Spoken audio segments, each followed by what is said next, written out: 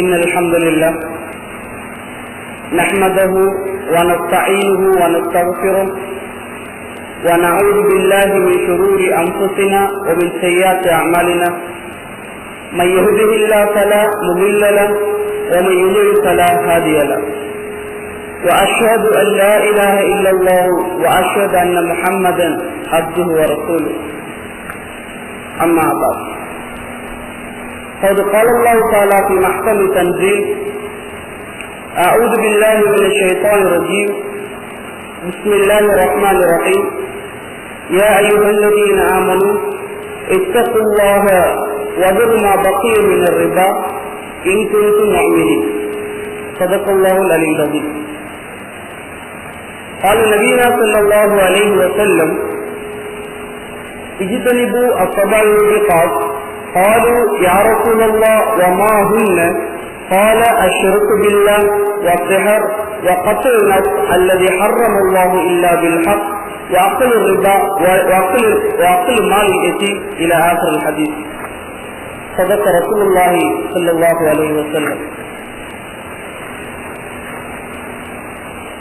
உலகத்தை படைத்து பரிபாலித்து போஷித்து காக்கும் ஏக வல்லோர் இறைவனாம் ஒருவனாம் அல்லாஹ்வுக்கே புகழ் அனைத்தும். அல்ஹம்துலில்லாஹ். ஏக வல்லோருடைய இறுதி தூதுவராய் வந்துவித்த எம்பெருமானார் ஸல்லல்லாஹு அலைஹி வஸல்லம் அவர்கள் மீது ஸலவாத் என்னும் கருணையும் சலாம் என்னும் ஈடேற்றமும் என்றென்றும் உண்டாவதாக. நபி ஸல்லல்லாஹு அலைஹி வஸல்லம் அவர்களுடைய வாழ்க்கையை தங்களுடைய வாழ்க்கையென பேணி நடாந்த உத்தம சஹாபாக்கள், அவர்களுக்கு பின்னால் வந்த தாபிஈன்கள், அவர்களுக்கு பிற்பட்ட தாபிஈன்கள், அவர்களுக்கு பின்னால் வந்த நல்லவர்கள், வல்லவர்கள், சுஹதாக்கள், சாலிஹீன்கள், நாதாக்கள், அவுலியாக்கள், உலமாக்கள் அனைவர்கள் மீதும் ஸலவாத்தும் சலாமும் என்றென்றும் உண்டாவதாக. புனித ஜும்மாவுடைய நாளில் இஅ்திகாஃபுடைய நியத்துடன் நேர காலத்துடன் வந்து அமர்ந்திருக்கும் அல்லாஹ்வின் நல்லடியார்களே, அல்லாஹ் தஆலா எவற்றையெல்லாம் செய்யுங்கள், இவை கடமை என்று சொல்லியிருக்கானோ அவற்றையெல்லாம் அவசரமாக எடுத்து நடக்கும்படியும், எவற்றை விட்டும் இவைகள் தடுக்கப்பட்டவை ஹராம் செய்யவே வேண்டாம் என்று சொல்லியிருக்கிறானோ அவைகளை விட்டு அவசரமாக தவிர்த்து கொள்ளும்படியும் முதலில் எனக்கும் அப்பால் எனது குடும்பத்திற்கும் அதற்கு அப்பால் உங்களுக்கும் வசியத்தும் நல்லுபதேசம் புரிகிறேன். அன்புக்குரிய சகோதரர்களே, மனிதனுடைய வாழ்க்கை வரையறைகளுக்கு உட்பட்டது. மனிதன் என்பவன் இஸ்லாம் என்கின்ற ஒரு வரையறையை தாண்டி செல்ல முடியாத ஒரு சூழ்நிலையில் இருக்கிறான். மனிதனுடைய வாழ்க்கை இவைகள் கடமைகள், இவைகள் செய்ய வேண்டியவைகள், இவைகள் செய்யக்கூடாது என்பதெல்லாம் வரையறுக்கப்பட்டிருக்கிறது. வாழ்க்கை என்பது இப்படித்தான் இருக்கிறது. அப்படியான வரையறைகளை ஒருவன் மீறி செய்ய முடியாது என்கின்ற விடயங்களை செய்வேன் என்று சொல்லியோ, செய்ய முடியுமான விடயங்களை செய்ய மாட்டேன் என்று சொல்லியோ இருக்க முடியாத ஒரு சூழ்நிலைக்கு முஸ்லிம் என்பவன் இருக்கிறான். அப்படியான பல விடயங்கள் இஸ்லாத்திலே இருக்கிறது. இருந்தாலும் இஸ்லாமியன் என்கின்ற விதத்தில் இஸ்லாம் மிக முக்கியமான சில கடமைகளை அதிகமாகவே வலுக்கட்டாயமாக இவைகள் செய்யக்கூடாது என்றே சொல்லியிருக்கிறது. அதில் எந்த விதமான மாற்று கருத்துக்களுமே சலுகைகளும் இல்லை. சில விடயங்கள் இங்கு செய்யக்கூடாது என்றால் செய்யக்கூடாதுதான். அப்படியான சொல்லப்பட்ட சில விடயங்கள் இன்றைய சமுதாய கண்ணோட்டத்தில் ஒரு சிறு விடயமாக பார்க்கப்படக்கூடிய ஒரு துப்பாக்கிய நிலையை நாங்கள் பார்க்கலாம். இன்று அல்லாஹ்வும் ரசூலும் பாரதூரமாக சொன்ன விடயங்கள் இன்று சர்வசாதாரணமாக இருக்கக்கூடிய சில விடயங்களுடைய சமூகத்திலே இருக்கிறது. சமூக நோய்கள் என்று சொல்வார்கள். இந்த சமூகத்தை பெற்று இருக்கக்கூடிய சமூக நோய்களாக அவர்கள் வர்ணிக்கப்படுகின்றன. அப்படியான ஒரு விடயம் தொடர்பாக இன்றைய சமூகம் சாதாரணமாக சிந்திக்கின்ற செய்து கொண்டிருக்கக்கூடிய இறைவனுடைய கோபத்தை நேரடியாக பெற்றுத்தரக்கூடிய அருளையும் பரக்கத்தையும் ரஹ்மத்தையும் இந்த ஊரிலிருந்து இந்த உலகத்திலிருந்து முற்றாக துடைத்தெறியக்கூடிய ஒரு விடயம்தான் வட்டி என்பது. அன்புக்குரிய சகோதரர்களே, பொதுவாக இஸ்லாம் இந்த வட்டியுடைய விடயம் தொடர்பாக சொல்லியிருக்கக்கூடிய எச்சரிக்கைகள் சொல்லியிருக்கக்கூடிய அந்த காரணிகள் வேறு எந்த இஸ்லாமிய தடைக்கப்பட்ட கடமைகளுக்கும் அல்லாஹ் தஆலா சொல்லியிருக்கவில்லை. விபச்சாரத்துக்கு கூட அல்லது களவுக்கு கூட அல்லது கொலை கொள்ளைகளுக்கு கூட அந்த அளவுக்கு வட்டி தொடர்பாக சொல்லப்பட்ட வியாக்கியங்களும் அது தொடர்பான சட்டத்திட்டங்களும் அந்த அளவுக்கு சொல்லப்பட்டிருக்குமா பட்டிருக்கிறதா என்றால் அது இரண்டாம் தாரமாகத்தான் வைத்து பார்க்க வேண்டிய ஒரு சூழல். அந்த அளவுக்கு வட்டியுடைய விடயத்திலே அல்லாஹ்வும் ரசூலும் மிக தெளிவான ஒரு போல் எங்களுக்கு சொல்லியிருக்கிறார்கள். அன்புக்குரியவர்கள், அப்படியான ஒரு கடமை, அப்படியான தடுக்கப்பட்ட ஒரு விடயம் இன்றைய சமூகத்தில் ஒரு சர்வசாதாரணமாக இருப்பதை பார்க்கிறோம். உலகத்தில் மனிதனுடைய வாழ்க்கை பொருளாதாரத்தை சூழ்ந்தது. இன்று மனிதன் சம்பாதிப்பது, ஏனைய விடயங்கள், தன்னுடைய குடும்ப விடயம், தன்னை சார்ந்துள்ள சூழலுடைய விடயம், எல்லாவற்றிலும் பொருளாதாரத்தை ஒரு பெரும் அங்கமாக பார்க்கிறான். பொருளாதாரம் இல்லை என்றால் இந்த உலகத்திலே எதுவுமே இல்லை என்கின்ற ஒரு சூழ்நிலைக்கு இன்றைய மனிதன் தள்ளப்பட்டிருக்கிறான். யாரிடம் கேட்டாலும் தனக்கென்று ஒரு பொருளாதார நிலைமை சரியாக இருக்கும் என்றால், தனக்கு சம்பாத்தியம் இருக்கும் என்றால், தான் உயர்ந்த ஒரு நிலைமையில் இருப்பதற்கு பொருளாதாரம் என்பது மிக முக்கியமான அவசியம். அந்த பொருளாதாரத்தை ஈட்டிக் கொள்வதை இந்த சமூகத்திலே எனக்கு பெரும் கடமை என்று கூறக்கூடிய விடயங்களை பார்க்கிறோம். அது நானாக இருந்தாலும் நீங்களாக இருந்தாலும் சரி. ஒரு மனிதனுடைய பெரிய இன்றைய சமூக கடமை தனக்கென்ற ஒரு பொருளாதார நிலைமைகளை ஏற்படுத்திக் கொள்வது. இந்த அதிகமானவர்கள் படிக்கின்ற விடயங்களாக இருந்தாலும் சரி, தொழில் பார்க்கின்ற விடயமாக இருந்தாலும் தன்னுடைய குடும்பத்தை கொண்டு செல்வதற்கு பொருளாதாரம் என்பது தேவை என்கின்ற ஒரு காரணியை சொல்வார்கள். அப்படி பொருளாதாரம் என்பது மனிதர்களை பொறுத்த வரைக்கும் தவிர்க்க முடியாத ஒரு காரணி. ஆனால் அந்த பொருளாதாரத்தை ஈட்டுகின்ற விதமும், அதிலே அவன் பிரயத்தனம் படுகின்ற விடயத்திலும் இருக்கக்கூடிய பிரச்சனைகள் தொடர்பாகத்தான் நாங்கள் எல்லாம் யோசிக்க வேண்டிய ஒரு நிலைமையில் இருக்கிறோம். இன்று வாழ்க்கை என்பது பொருளாதாரத்தை மாத்திரம் சார்ந்த ஒரு விடயம் அல்ல. இன்று அல்லாஹ் தஆலா மிக தெளிவாக சொல்லியிருக்கக்கூடிய இரண்டு விடயம் இந்த உலகிலும் சரி, ஒரு மனிதனுடைய தனிப்பட்ட மனித வாழ்க்கையிலும் சரி, அவனுடைய பொருளாதாரம் சீரும் சிறப்புமாக இருக்க வேண்டும் என்றால் இஸ்லாம் இரண்டு விடயங்களை சொல்கிறது. இரண்டு விடயங்கள் மிகச் சிறப்பாக இருக்கும் என்றால் மனிதனுடைய பொருளாதாரமும் சிறப்பாக இருக்கும், உலகத்தினுடைய பொருளாதார சமூக நிலைமைகளும் சிறப்பாக இருக்கும். ஒரு தன்னிறைவான ஒரு சமுதாயத்தை பார்க்கலாம் என்பது இஸ்லாத்துடைய வாதம். அதிலே ஒன்று செய்யுங்கள் என்று கட்டளையிடப்பட்ட ஒரு பரவான விடயம், இரண்டாவது செய்யவே வேண்டாம் என்று தடுக்கப்பட்ட ஹராமான விடயம். இந்த இரண்டு விடயங்களையும் ஒரு மனிதன் தடுக்கப்பட்ட விடயத்தை வேண்டாம் என்றும் பரவான விடயத்தை செய்கிற போது பொருளாதாரம் தொடர்பான பிரச்சனை இந்த சமூகத்தில் இயலாது. அதிலே செய்ய சொல்லியிருக்கக்கூடிய கடமை இது பரவு என்று சொல்லியிருக்கக்கூடிய விடயம் ஜகாத். இரண்டாவது செய்ய வேண்டாம் என்று சொல்லியிருக்கக்கூடிய மிக கண்டிப்பான விடயம் வட்டி. ஒரு மனிதனுடைய வாழ்க்கையில் ஜக்காத் கொடுக்கிற போது பொருளாதாரம் தானாக உயரும் என்பது இஸ்லாத்தினுடைய அடிப்படையில் எங்களால் வெளியிட்டு சொல்ல முடியும். அடுத்து தடுக்கப்பட்ட வட்டி என்பது ஒரு மனிதனுக்கு பொருளாதாரம் உயர்கிறது என்று இருந்தாலும் அவனுடைய எப்போதாவது ஒரு நாள் வீழ்ந்து ஒரு இக்கட்டான ஒரு சூழ்நிலைக்கு தள்ளப்படுவான் என்பதும் இஸ்லாத்தினுடைய வியூகம். இந்த இரண்டு விடயங்களும் வட்டியை தவிர்க்கிற போதும் ஜக்காத்தை கொடுக்கிற போதும் நிச்சயமாக ஒரு சிறந்த பொருளாதாரம் உள்ள தனி மனிதர்களை உருவாக்கலாம் என்கின்ற ஒரு விடயத்தை இஸ்லாம் எங்களுக்கு தெளிவாக சொல்கிறது. அன்பானவர்களே, ஏனென்றால் அந்த அளவுக்கு என்ன பாரதூரமான விடயம் வட்டியிலே இருக்கிறது என்கின்ற ஒரு கேள்வி வர வேண்டும். அரபியை பொறுத்தவரைக்கும் வட்டி என்பதற்கு சொல்வார்கள் அஜியாதா. ஜியாதா என்பது அதிகரிப்பது. தன்னுடைய வாழ்க்கையில் பொருளாதாரத்தை எத்தனை மேலும் எப்படியேனும் அதிகரித்து விட வேண்டும் என்கின்ற அடிப்படையில் ஹராம ஹலாலு இரண்டாவது விடயம். எப்படி என்றாலும் பொருளாதாரம் சரியாக இருக்க வேண்டும், பணம் இழப்பி இருக்க வேண்டும்.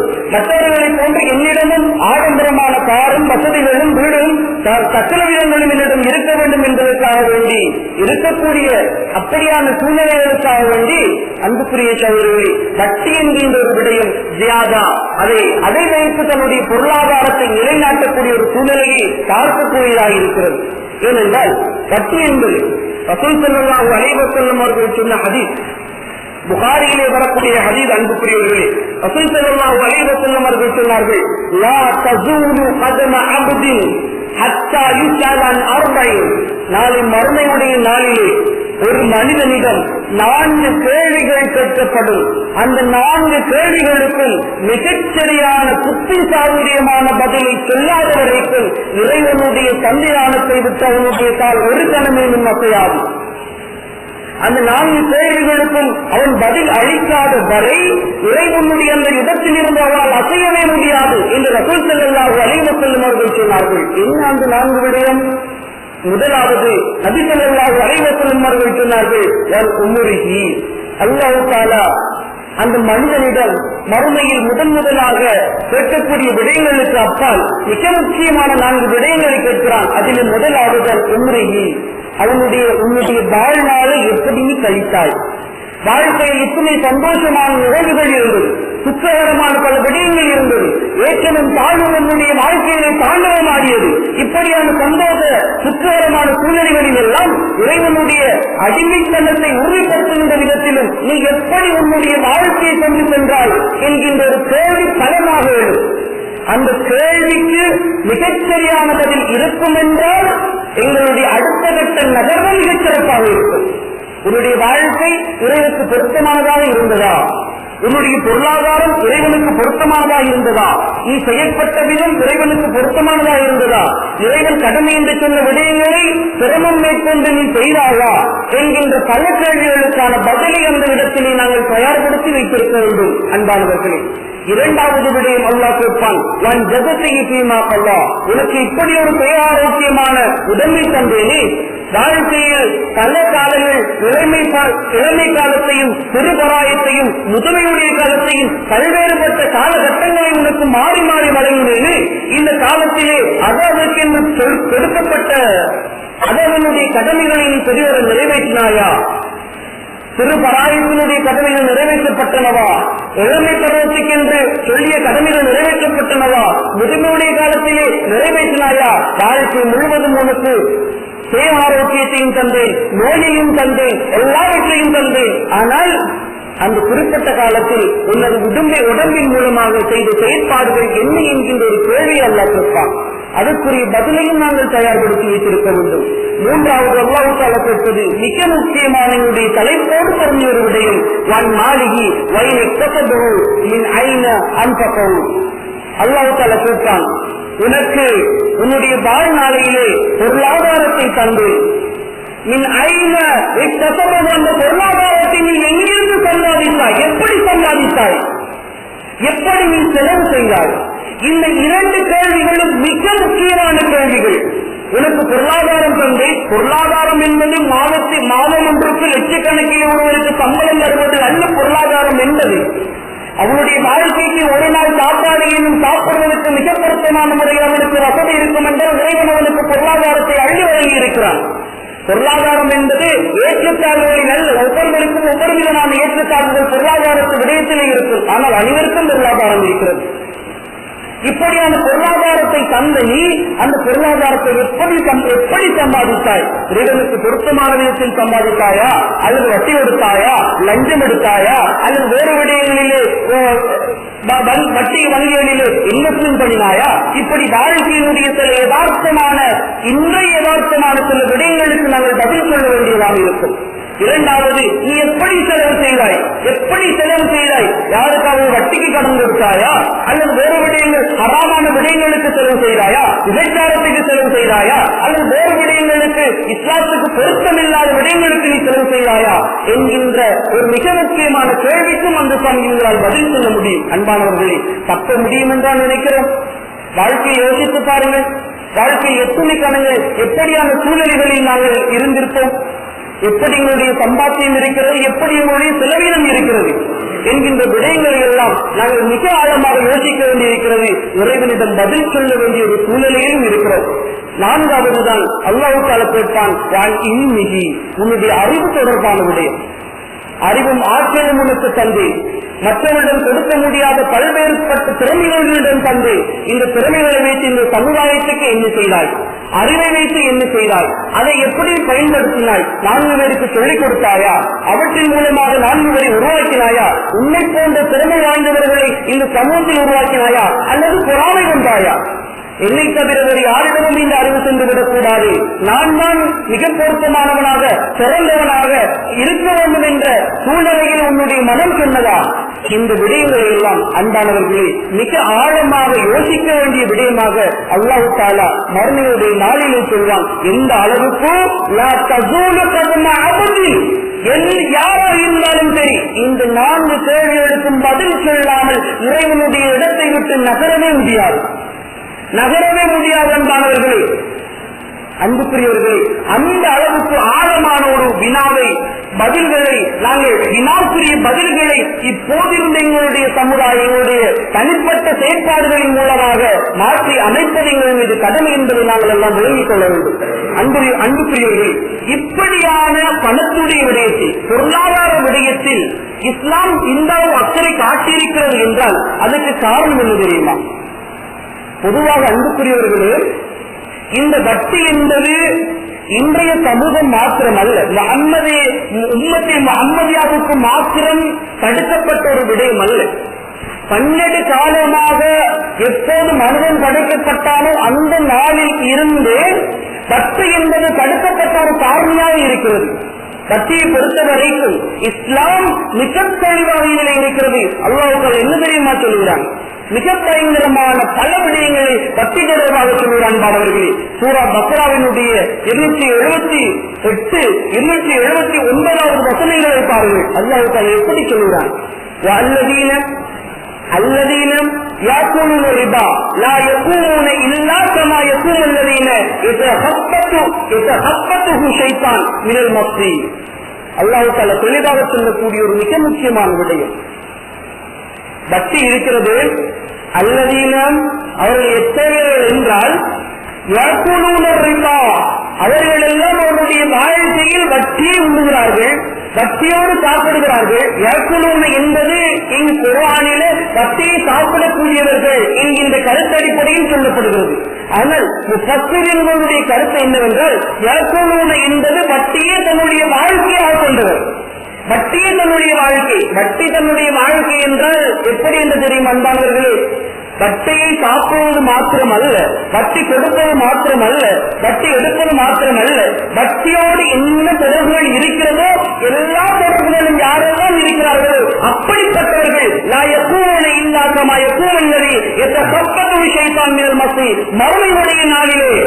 மறுமையுடைய நாளிலே அவன் எழுந்துவான்.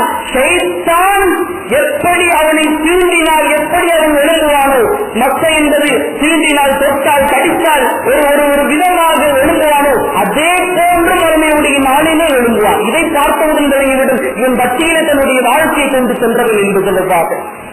அன்புக்குரிய சகோதரர்களே, அல்லாஹ் தஆலா மிக தெளிவாக சொல்கிறான். ஏன் தெரியுமா? பொருளாதாரம் என்பது இன்றைய சமூகத்தை பொறுத்த வரைக்கும் இந்த அதிகமானவர்கள் சொல்வது என்ன தெரியுமா? தன்னுடைய வாழ்க்கையில் வட்டி எப்படி தவிர்த்து கொள்ள முடியும்? இன்று பல்வேறு துறைகளில் பல துறைகளில் இந்த வட்டி இருக்கிறது. பல்துறைகளில் எதை எடுத்தாலும் வட்டி, கல்வித்துறையாக இருக்கட்டும், தொழிலுடைய விடயமாக இருக்கட்டும், அல்லது சம்பளம் எடுக்கக்கூடிய விடயமாக இருக்கட்டும், அல்லது எந்த விடயமாக இருந்தாலும் இந்த வட்டியினுடைய பெரும் பங்கு இருப்பதை பார்க்கிறோம். அப்படி இருக்கிற போதும் கூட இந்த வட்டியை எப்படி தவிர்த்து கொள்ள முடியும் என்கின்ற ஒரு கேள்வி எழலாம். ரசூல் ஸல்லல்லாஹு அலைஹி வஸல்லம் அவர்களும் சரி, முந்திய சமூகம் எப்படி தெரியுமா சொன்னார்கள்? அல்லாஹ் தஆலா முதலாக இவைகளெல்லாம் வட்டி ஹராம், தடுக்கப்பட்டவைகள் செய்ய வேண்டாம் என்று சொன்னபோது அவர்கள் என்ன தெரியுமா சொன்னார்கள்? இன்னமும் பையும் மிஸ்லரிபா, வட்டி என்பது வியாபாரம் தானே. எப்படி ஒரு பொருளை கொடுத்து ஒரு பொருளை விற்று எப்படி நாங்கள் பணம் சம்பாதிக்கிறோமோ, லாபம் சம்பாதிக்கிறோமோ, அதே போன்று என்னுடைய செல்வத்தை வைத்து சம்பாதிக்கிறேன், பணம் சம்பாதிக்கிறேன், என்னுடைய செல்வத்தை வைத்து அதன் மூலமாக லாபத்தை திரட்டிக் கொள்கிறேன். இரண்டும் ஒன்றுதானே. இன்னமல் பையும் சிலரிப்பா, இரண்டும் ஒன்றுதானே. வியாபாரம் ஒன்றுதான், வட்டியும் ஒன்றுதான். அந்த வியாபாரத்தின் மூலமாகத்தானே, வட்டியின் மூலமாக வியாபாரம் செய்து வட்டி எடுப்பது போன்று வட்டியை கொண்டு வியாபாரம் செய்கிறேன் என்கின்ற கருத்துப்பட சொல்லுகிற போதுதான் அல்லாஹ் தஆலா இந்த ஒரு விடயத்தை சொல்கிறான். எப்படி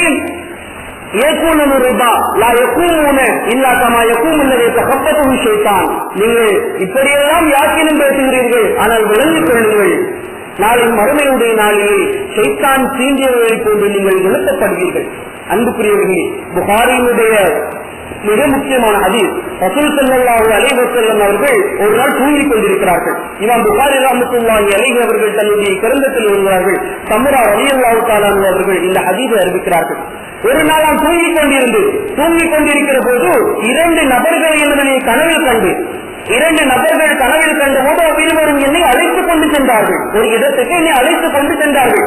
அங்கே செல்லுகிற போது அங்கு ஒரு பசுமையான ஒரு இடம் ஒன்று இருந்தது. அந்த பசுமையான இடத்தினூடாக என்னை அழைத்துக் கொண்டு சென்றார்கள். அழைத்துக் கொண்டு செல்லுகிற போது அங்கே ஒரு ஆறு ஓடிக்கொண்டிருந்தது. அந்த ஆறு நஹுருமின் தமி. அந்த ஆறு சாதாரணமான ஆறு அல்ல, அது இரத்தத்தினால் நிரப்பப்பட்ட இரத்தம் ஓடிக்கொண்டிருக்கக்கூடிய ஆறு ஒன்று ஓடிக்கொண்டிருந்தது. அந்த ஆற்றின் நடுவே ஒரு மனிதனை கண்டு அந்த மனிதன் அந்த ஆற்றிலே இரத்த ஆற்றிலே தத்தளித்துக் கொண்டிருந்தான். அந்த சமயம் அந்த ஆற்றினுடைய வலதுபுறமாக அதனுடைய கரையிலே ஒருவர் பெரிய ஒரு பாரங்களை கையிலே வைத்துக் கொண்டு இருந்தார். அந்த மனிதன் தத்தளிக்கிறான், மூழ்கிறான், காப்பாற்றுங்கள் என்று கதறுகிறான், கத்துகிறான். எப்படியும் நீந்தியாவது இந்த கரைக்கு அடைந்துவிட வேண்டும் என்று நீந்தி வருகிறான். இங்கே கரையிலே இருக்கக்கூடிய அந்த மலக்கு கல்லை எடுத்து பெருங்கல்லை எடுத்து அவனுடைய வாயிலேயே போட்டு விடுகிறார்கள், தூக்கி வீசி விடுகிறார்கள். கல்லை வீசியவர்கள் அப்படியே அந்த கல்லை உள்வாங்கிக் கொண்டு எந்த இடத்தில் நீச்சலை ஆரம்பித்தானோ அதே இடத்தில் போய் நின்று விடுகிறான். மீண்டும் தத்தளித்துக் கொண்டு கதறிக்கொண்டு மீண்டும் கரையை நோக்கி ஒதுங்குவதற்காக நீந்திக் கொண்டு வருகிறான். மீண்டும் கல்லறி விடுகிறது. உடனே நான் என்னை அழைத்து வந்தவர்களிடம் மண்ஹுவ, இவர் யார்? இவர் இந்த கல்லை எறிபவர் யார்? கல்லை உள்வாங்கிக் கொள்பவர் யார்? இப்படியான ஒரு தண்டனை மிக அறுவருக்கத்தக்க தண்டனை. சிலருக்கு ரத்தத்தை பார்த்தாலே மயக்கம் வந்துவிடும். சிலர்கள் என்னுடைய சமூகத்தில் இருக்கிறார்கள், ரத்தத்தை பார்த்தாலே ஒரு விதமான சுற்று அப்படி விழுந்து விடுவார்கள். அப்படி இருக்கக்கூடியவர்களும் இருக்கிறார்கள். அப்படி இருக்கிற சமயம் ரத்தத்திலேயே இருக்க வேண்டிய ஒரு சூழ்நிலை இருக்கிறது என்றால் அன்புக்குரியவர்களே, அந்த இருவரும் சொன்னார்கள், ரசூல் ஸல்லல்லாஹு அலைஹி வஸல்லம் அவர்களிடம், யா ரசூலல்லாஹ், இவர்தான் வட்டியை வாங்கி வட்டி கொடுத்து வட்டியோடையே தன்னுடைய வாழ்க்கையை நடத்தியவர். அதனால் தான் இவருக்கு இப்படி ஒரு தண்டனை. இந்த கல்லை தூக்கி வீசுவர் அவருக்கு பொறுப்பாக போடப்பட்ட மலக்கு. அந்த மலக்கு இவர் வெளியே வரக்கூடாது என்பதற்காக வேண்டி கல்லை வீசிக் கொண்டிருக்கிறார். ரத்த ஆறு இருக்கிறது. இது ஒன்றுமில்லை, இவருடைய வாங்கிய வட்டியினால் பாதிக்கப்பட்ட மக்களுடைய ரத்தம், அவர்களுக்கு உரிக்கப்பட்ட ரத்தம், அந்த ரத்தத்தினாலே ஆறு உருவாக்கப்பட்டிருக்கிறது என்பதாக ரசூல் ஸல்லல்லாஹு அலைஹி வஸல்லம் அவர்களுக்கு சொல்லப்படுகிறது. என்பார்களே, அன்புக்குரியவர்களே, ஒன்றை நாங்கள் தெளிவாக விளங்கிக் கொள்ள வேண்டும். வட்டியினுடைய விபரீதங்கள் இப்படிப்பட்டது அப்படிப்பட்டது என்பது சொல்வதற்கு முன்னால் உண்மையிலேயே வட்டி என்பது என்ன என்பது தொடர்பாக, வட்டியோடு யார் யாரெல்லாம் தொடர்பு வருகிறார்கள் என்பது தொடர்பாக நாங்கள் தெளிவாக விளங்கிக் கொள்ள வேண்டும். எங்கள் அதிகமானவர்கள் என்ன தெரியுமா விளங்குகிறார்கள்? வட்டி என்பது ஏதோ 1 லட்சம் காசை கொடுத்து அதுக்கு ஏதோ வட்டி பிசினஸ் பண்ணுவது போன்று என்று நினைக்கக்கூடிய ஒரு சூழ்நிலை இருக்கிறது. ஆனால் வட்டி என்பது ரசூல் ஸல்லல்லாஹு அலைஹி வஸல்லம் புகாரியுடைய 3258வது ஹதீஸ், ரசூல் ஸல்லல்லாஹு அலைஹி வஸல்லம் அவர்கள் சொன்னார்கள், லஅன ரசூலுல்லாஹி ஸல்லல்லாஹு அலைஹி வஸல்லம் ஆஸில் ரிபா வ மூக்கிலஹு வ காத்திபஹு வ ஷாஹிதைஹி. ரசூல் ஸல்லல்லாஹு அலைஹி வஸல்லம் என்ன தெரியுமா சொன்னார்கள்? வட்டி என்பது ரசூல் ஸல்லல்லாஹு அலைஹி வஸல்லம் அவர்கள் சொன்ன விடயம். ரசூலுல்லாஹி ஸல்லல்லாஹு அலைஹி வஸல்லம் சில மனிதர்களை சபிக்கிறார்கள். ரசூல் ஸல்லல்லாஹு அலைஹி வஸல்லம் சாபம், நபி அவர்களுடைய சாபம். யாருடைய சாபம்? நபி ஸல்லல்லாஹு அலைஹி வஸல்லம் அவர்களுடைய நேரடி சாபம். யாருக்கு தெரியுமா? ஆசிலர் ரிபா,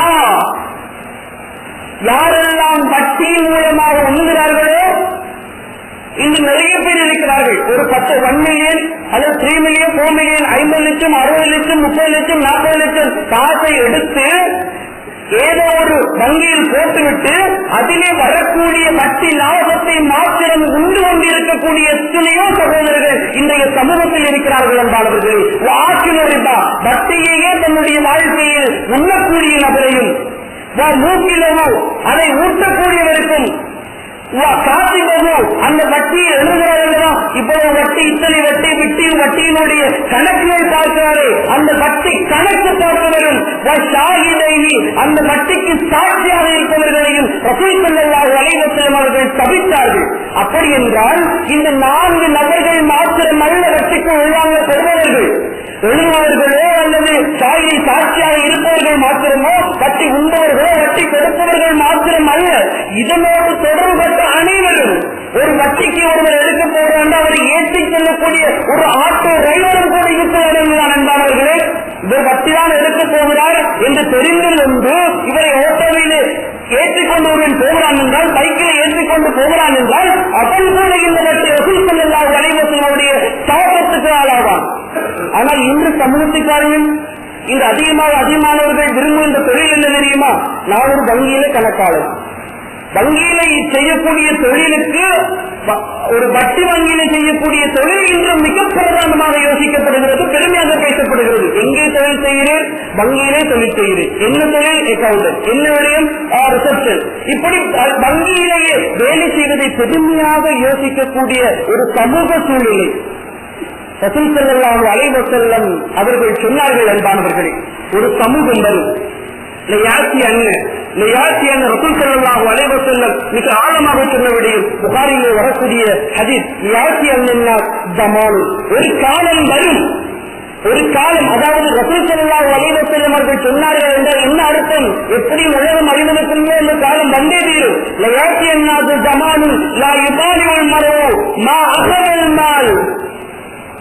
அமில் ஹராம் அமில் ஹலால். ஒரு காலம் வரும், அந்த காலத்திலே மனிதன் தான் சம்பாதிக்கக்கூடிய பணம் ஹலாலில் இருந்து வருகிறதா ஹராமான பணமா என்பதை கூட பொருட்படுத்தவே மாட்டான். எப்படி பணம் வந்தால் சரி, காசு வருகிறதா, ஒரு 10 லட்சம் வருகிறதா, 20 லட்சம் வருகிறதா, 5000 வருகிறதா, என்ன வந்தாலும் அது ஹராமின் மூலமாக வருகிறதா ஹலாலின் மூலமாக வருகிறதா, அதுவெல்லாம் எங்களுக்கு தேவையில்லை. ஏதோ பணம் வந்தால் சரி, பணம் வாழ்க்கையில் வந்தால் சரி, போதுமானது, சந்தோஷம், நிம்மதி, அதுவேதானே வாழ்க்கையினுடைய எல்லா யதார்த்தமான விடயங்களும் இருக்கின்றன என்கின்ற ஒரு விடயத்தில் இன்றைய மனிதன் இருப்பான். ரசூல் ஸல்லல்லாஹு அலைஹி வஸல்லம் எவ்வளவு ஒரு ஆழமான ஒரு விதத்திலே அன்புக்குரியவர்களை சொல்லி காட்டினார்கள் என்பதை நாங்கள் எல்லாம் விளங்கிக் கொள்ள வேண்டும். இன்று பக்தியுடைய விடயம் பலவிதமாக இன்று மாறிவிட்டது, பலவிதமாக. இன்று பாருங்கள், இந்த பக்தியுடைய கம்பெனிகள் இன்று சாதாரணமாக ஒரு குழந்தை பிறந்தால் சாதாரணமாகவே இன்று வட்டி கம்பெனிகளிலோ பேங்குகளிலோ ஒரு சேவிங் கணக்கை ஓபன் பண்ணி விடுகிறார்கள். பிள்ளைகளுடைய வாழ்க்கை வெற்றியோடு கலவரத்துமே இந்த அதிகமானவர்களுடைய பல்வேறு இன்று லோன் விடும், லீசிங், இன்சூரன்ஸ் எல்லாம் அனைத்துமே இன்று பக்தியோடு தொடரப்பட்ட ஒரு சமூக சூழலை என்று பார்க்கிறோம். இன்று லோன் அன்புக்குரியவர்களை இன்று பார்க்கிறோம். எஜுகேஷன் லோன், வீட்டுக்கடன், பல்வேறு விஷயமாக இன்று லோன் லோன் லோன் என்று அன்புக்குரியவர்களே அதிகமானவர்களுடைய விஷயங்கள் என்று அதிகமாக மார்க்கம் பேசுபவர்கள் கூட வங்கியிலே கணக்கு வைக்காதவர்கள் யாருமே இல்லை. 100% ஏதோ ஒரு வங்கியிலே கணக்கு இருக்கிறது என்பார்களே. கணக்கு வேண்டாம் என்று சொல்லவில்லை, கணக்கு தவறின்றி அர்த்தம் இல்லை. கணக்கு வைத்திருப்பதிலே அதுக்கு சட்டத்திட்டங்களும் அதுக்கான சில சலுகைகளும் இருக்கிறது, அது தவறு இல்லை. ஆனால் அந்த வங்கி கணக்குகளின் போது பேணப்படுகின்ற விடயங்களும் அதன் மூலமாக ஈட்டப்படுகின்ற விடயங்களும் இந்த அதிகமானவர்கள் பல்கலைக்கழகமாக, எங்களுடைய பல்கலைக்கழகமாக இருக்கட்டும், அல்லது வேறு இடங்களாக இருக்கட்டும், சமூக நிறுவனங்களாக இருக்கட்டும், இன்று ஏதாவது ஒரு பிரச்சனை கஷ்டம் வருகிற போது அந்த இடத்திலே பணம் தான் அவர்களுக்கு மெயினாக அவருடைய உள்ளத்தை தொடுகிறதை ஒழிய அது வட்டி ஆயிற்று, வட்டி கொடுக்கணுமே, வட்டி எடுக்கிறேனே இங்கின்ற எந்த விதமான எண்ணப்பாடுமே இல்லை என்றாளர்களே. இந்த இன்சூரன்ஸை பாருங்கள், அதிகமானவர்கள் இன்சூரன்ஸ் வட்டிக்குரிய கம்பெனிகள். இன்சூரன்ஸ் இஸ்லாமிய அடிப்படையில் பொதுவாக இஸ்லாத்தில் இன்சூரன்ஸ் தடை இல்லை, யாரும் பிள்ளையாக வழங்கிக் கொள்ள வேண்டாம். இன்சூரன்ஸை பொறுத்தவரைக்கும் மார்க்கத்திலே சில விடயங்கள் இருக்கிறது, ஆனால் செய்யப்படுகின்ற விதம் செய்யப்படுகின்ற நடைமுறைப்படுத்தப்படுகின்ற விதங்களும் நாங்கள் நடைமுறைப்படுத்தக்கூடிய அந்த கம்பெனிகளும் யாருடன் சேர்கிறோமோ அந்த விதங்கள் இன்று தவறாக இருக்கிறது என்பார்களே. லீசிங் உடையவுடையும் அதிகமானவருடைய வாகனங்கள் இன்று அதிகமானவர்கள் இன்று முழுப்பணம் செலுத்தி அதிகமானவர்கள் இன்று வாகனம் எடுப்பதில்லை. அதிகமானவருடைய வாகனங்கள் லீசிங்கிலே தான் ஓடுகிறது. அன்பானவர்கள் விளங்கிக் கொள்ளுங்கள். இந்த பிள்ளையுடைய எஜுகேஷன் லோனிங், வீடு கடன் திட்டம், இந்த பல்வேறு விதங்கள் இன்று வட்டியோடனும் கடனோடனும் தன்னுடைய வாழ்க்கை கொண்டு செல்லக்கூடிய எத்தனை பேரை இந்த உலகத்தில் பார்க்கிறோம். விளங்கிக் கொள்ள வேண்டும். லீசிங்கிலே வாகனம் ஓடுகிறோமா, ஏசிக்குள்ளே போட்டுக்கொண்டு ஓடுகிறோமா, நரக நெருப்பின் மீது ஓடுகிறோம். வங்கியிலே லோன் எடுத்துக்கொண்டு என்னுடைய பிள்ளையை படிக்க வைக்கிறேனா, என்னுடைய பிள்ளை நரக நெருப்பிலே படிக்கிறான். வீட்டு கடன் எடுத்து வட்டியில எடுத்து வீடு கட்டுகிறேனா, என்னுடைய வீடு நிலைக்கும் என்று நினைக்கிறீர்களா? அன்பானவர்களே, நரகத்தின் மீது வீடு கட்டியிருக்கிறோம். அன்பானவர்களே, வங்கியிலே தொழில் வேண்டும், வட்டியோடு சேர்ந்த விடைகள் வேண்டும் என்று நினைக்கிறோமா? அன்புக்குரிய சகோதரர்களே, வாழ்க்கையில் பரக்கத்தை இருக்காது. முசீபத் நாசம் வாழ்க்கையினுடைய பல்வேறு பரம்பரையாக தாக்கும். அன்பானவர்களே, இது ஒரு சாதாரணமான விடயம் அல்ல. இந்த பல்வேறு நாட்டு திட்டங்கள் இருக்கிறது. லோனுக்கு இஸ்லாமிய கடன் வசதிகள் இருக்கிறது. இன்சூரன்ஸை பொறுத்த வரைக்கும் உலகளாவிய ரீதியில் தவிர்க்கப்பட்ட ஏற்றுக்கொள்ளப்பட்ட கொடுக்கப்பட்ட தகவல் திட்டம் இருக்கிறது. பல்வேறு விதமான லீசிங்கை பொறுத்த வரைக்கும் அதற்கு மாற்றான நிதானமே இருக்கிறது. அது இன்று கூட அதுவும் கூட ஒரு வாக்குவாதத்துக்குரிய எஸ்டிலாவுக்குரிய விடயமாக பார்க்கப்படுகிற போதிலும் அன்பானவர்களே, மிகச்சரியாக சில விடயங்கள் இஸ்லாமிய சரிய அடிப்படையில் இஸ்லாத்துக்கு பொருத்தமான பல விடயங்கள் என்று அறிமுகப்படுத்தப்பட்டதாக இருக்கின்றன. ஆனால் அவைகளை எல்லாம் நாடுகளுக்கு மனம் தாங்காது. எங்கு லாபம், எங்கு இலகுவாக இருக்கலாம், பொதுவான அந்த ஆவணங்கள் எங்கு மிக குறைவாக கொடுக்கலாம். அங்கேதான் அவர்களுடைய லோனிங்கும், அங்கேதான் அவர்களுடைய கடனும், அங்கேதான் இன்சூரன்ஸும், அங்கேதான் லீசிங்கும் என்று வாழ்க்கையில் எத்தருணத்திலும் வட்டியை கூட பயப்படாத ஒரு சமூகத்தை இன்றைய சமூகத்தை பார்க்க வைத்து நாங்கள் எல்லாம் அன்புக்குரியவர்களை வெட்கப்பட வேண்டும். ஏனென்றால் ஒரு முஸ்லிம் என்பவர் எந்த அளவுக்கு தெரியுமா? ஒரு விடயத்தை சொல்கிறேன் கேள்வி. அல்லாஹ் தஆலா குர்ஆனிலே மிக தெளிவாக சொல்லக்கூடிய ஒரு விடயம் ஒன்று இருக்கிறது. சூரா பக்ராவினுடைய 275வது ஹதீஸ். ரசூல் ஸல்லல்லாஹு அலைஹி வஸல்லம் அவர்களும் சரி, அல்லாஹ் தஆலா குர்ஆனில் சொல்கிறான், யா அய்யுஹல்லதீன ஆமனூ, ஏ ஈமான் கொண்ட விசுவாசிகளே, இத்தகுல்லாஹ், அல்லாஹ்வை பயந்து கொள்ளுங்கள். அடுத்து அல்லாஹ் சொல்லக்கூடிய விடயத்தை பாருங்கள். வதருமா பக்கியலில் இருக்கா இங்கொண்டும் முஃமினீன், நீங்கள் ஒரு சிறந்த முஃமினாக இருந்தால், அல்லாஹ் தஆலா ஒரு சிறந்த ஒரு முஃமினை பார்த்து சொல்கிறான், நீங்கள் சிறந்த ஒரு முஃமினாக அல்லாஹ்வை ஏற்றுக்கொண்டு ரசூலை ஏற்றுக்கொள்ளக்கூடிய ஒரு முஃமினாக இருந்தால், இதுவரைக்கும் ஏதாவது வட்டி வாங்கி இருந்தால் அல்லது வட்டியாக எடுத்துக்கொண்டிருந்தால் இப்போது விட்டுவிடுங்கள். இந்த குரானுடைய வசனத்தை நீங்கள் கேள்விப்பட்டதும் விட்டுவிடுங்கள். நான் பத்தியும் இருக்கா, வசனமா பத்தியும் இருக்கா, இங்கொண்டும் மோமினி. நீங்கள் மோமின்களாக இருந்தால் இஸ்லாத்தை பற்றி உணர்வுகள் தொடர்பாக நான் ஒரு முஸ்லீம் என்கின்ற உணர்வு உங்களுடைய உள்ளத்தில் இருக்கும் என்றால் இதோடு விட்டுவிடுங்கள். இதை கேட்டோடு விட்டுவிடுங்கள். பத்து எடுத்தாலோ ஏதாவது செய்தாலோ அல்லது அற்புதமான தொழில்கள் இருந்தாலோ இதோடு விட்டுவிடுங்கள். இல்லை என்றால் இதை கேட்கும் நீங்கள் இதை பரவாயில்லை, இப்படித்தான் பேசுவார்கள். இவர்களுக்கு என்ன தெரியும்? வாழ்க்கை கொண்டு போக முடியுமா? பக்தி இல்லாமல் இருக்க முடியுமா? பக்தியோடு தொடர்படாமல் இருக்க முடியுமா? இவர்கள் சொல்வது போன்றெல்லாம் செயல்படுத்த முடியாதல்லவா என்று வயலிலும் தப்போடு அப்படி நீங்கள் செய்யவில்லை என்று சொன்னால், நான் இப்படித்தான் இருப்பேன், நான் சிறு வேலை செய்வதால் பேசிவிட்டு போவீர்கள், எனக்கு தொழில் தருவீர்களா? நான் வங்கியிலே வேலை செய்கிறேன், இப்போது நீங்கள் சொல்லுவீர்கள் அவாம் வேண்டாம் என்று சொல்கிறீர்கள், நான் விட்டு விட போகிறேன், எனக்கு தொழில் தாய்களை பார்க்கலாம். இப்படி இருக்கிறார்கள் கேட்டவர்களும் உண்டு. இப்படியான வியாக்கியங்கள் பேசிக் கொண்டிருக்கிறார்கள். வயலும் தப்பலோ இதை நீங்கள் செய்யவில்லை என்றால் சாதனை இன்றே தயாராக அட்ட மனிதனே அவ்வாறு என்ற சூழலும் பேசுவதற்கு யாருடன் போர் என்பானவர்களே?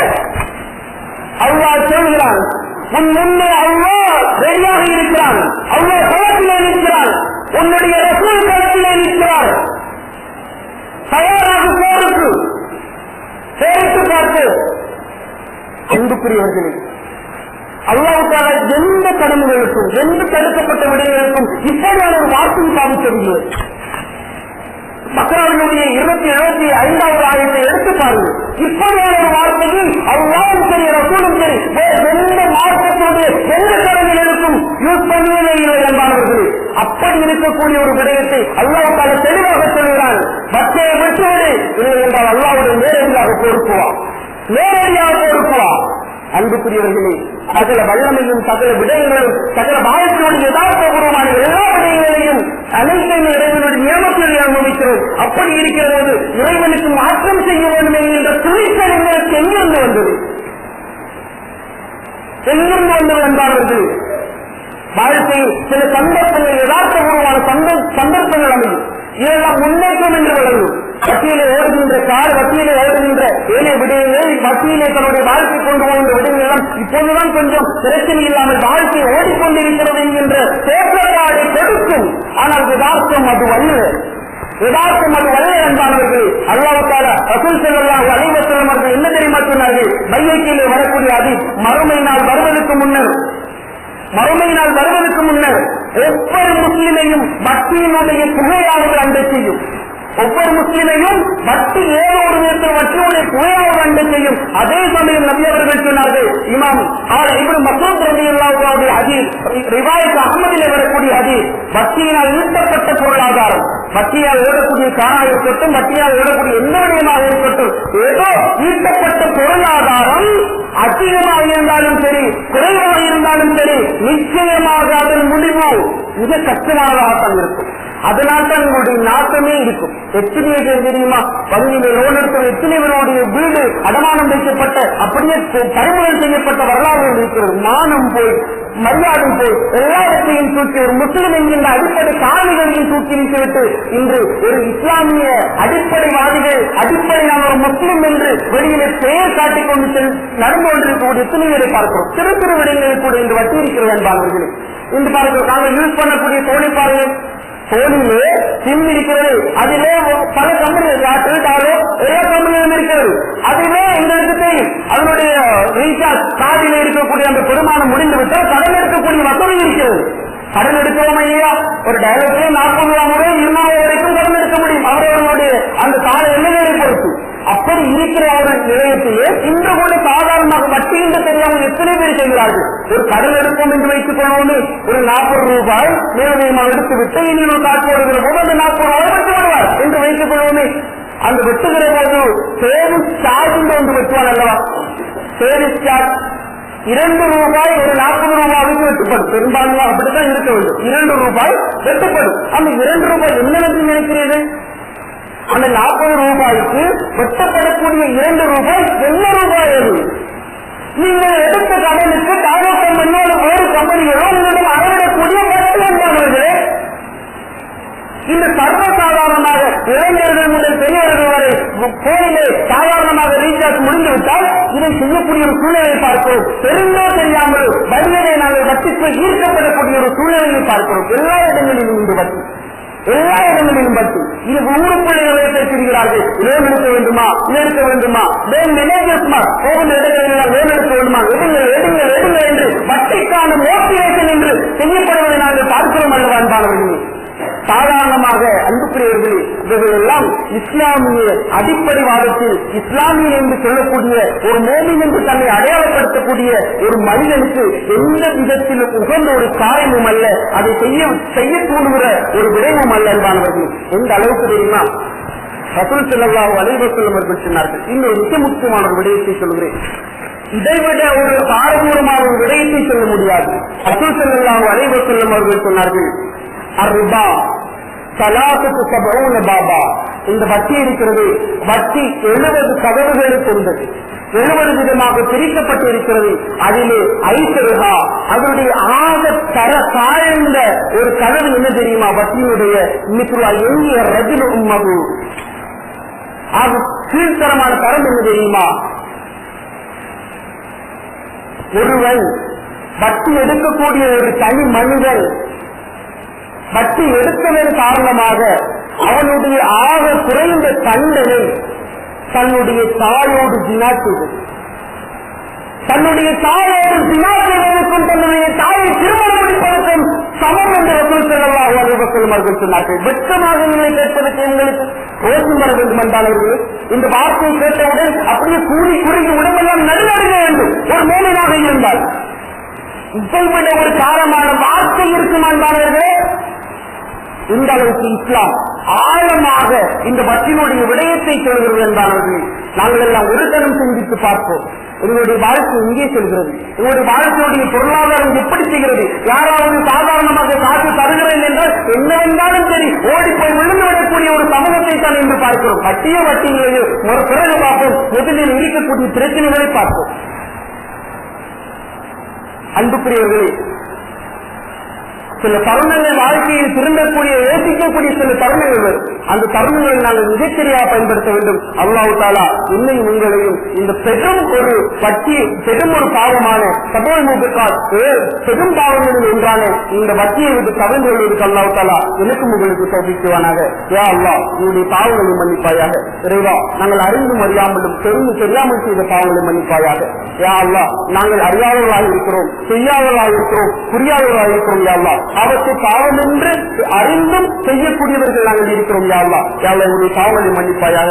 வட்டியுடைய விட்டு வாழ்க்கை தூரமாக்குவாயாக. சிறந்த ஒரு மோமினான முஸ்லிமான மனிதனாக எங்களை மாற்றுவாயாக. ரசூல் ஸல்லல்லாஹு அலைஹி வஸல்லம் துஆவை கொண்டு எங்களுடைய துஆவை வந்தெடுப்பாயாக. ஆமீன் ஆமீன் யா ரப்பல் ஆலமீன்.